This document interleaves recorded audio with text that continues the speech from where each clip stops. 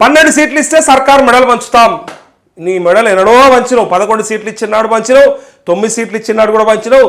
ఇప్పుడు ఇచ్చినా కూడా అదే పంచుతావు. కానీ ఇప్పుడు తీసుకపోయి ఏం చేస్తారంటే చక్కా 12 సీట్లు తీసుకపోయి ఇట్లా తాకట్టు పెట్టి జీ హుజూర్ అని చెప్పి నరేంద్ర మోదీ దగ్గర మోకరిల్లి బిడ్డను బయటకు తెచ్చుకుంటారు తప్ప ఇంకో దేనికి పనికిరాదు. వీళ్ళకు ఈడ కొట్లాడికి పనికిరాదు, కొట్లాడి తెలంగాణకు దేనికి పనికిరాదు. గల్లీలో లేరు, ఢిల్లీలో లేరు, యాడ లేరు.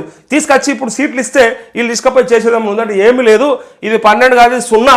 ఇది 0 అవుతుంది అంటారు, అందరు అంటారు, నేను కూడా అంటున్నా, పబ్లిక్ కూడా అంటారు.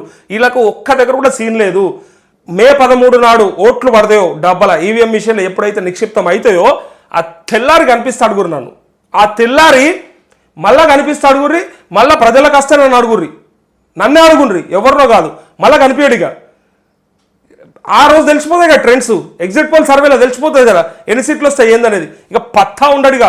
ఎప్పుడు బీజేపీని పట్టుకుందామా, ఎప్పుడు బీజేపీతో ఏదైనా ఒప్పందం చేసుకుందామా, ఎప్పుడు మా బిడ్డను బయట తెచ్చుకుందామనే ప్రయత్నంలోనే ఉంటాడు తప్ప వేరే ఏం లేదు. ఇంకోటి నాకు అర్థం కాలేదు, ఇలా కూతురు తిహార్ జైల్లో చిప్పకూడదు తింటుంటే ఎట్లా నిద్ర పడుతుంది అసలు వీళ్ళకు? శోభమ్మన్న ఊరుకుంటుంది అసలు?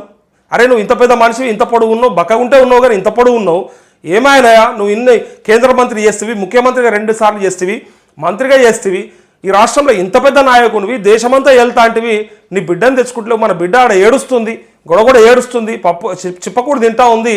మరి ఆ బిడ్డ ఎట్లా ఉన్నది, ఏమున్నది జర తీసుకురావాలి కదా.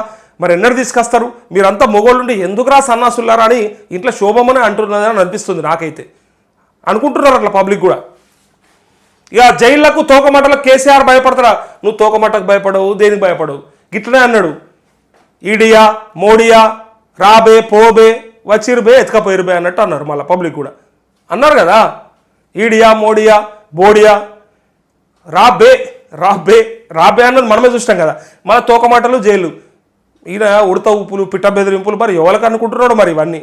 ఎందుకోసం అనుకుంటున్నావు మరి? అన్నీ అయిపోయినాక లాస్ట్కు ఈయనది ఈయనే సమాధి చేసుకుంటున్నట్టుగా కనబడుతుంది ఇంత ఇంత.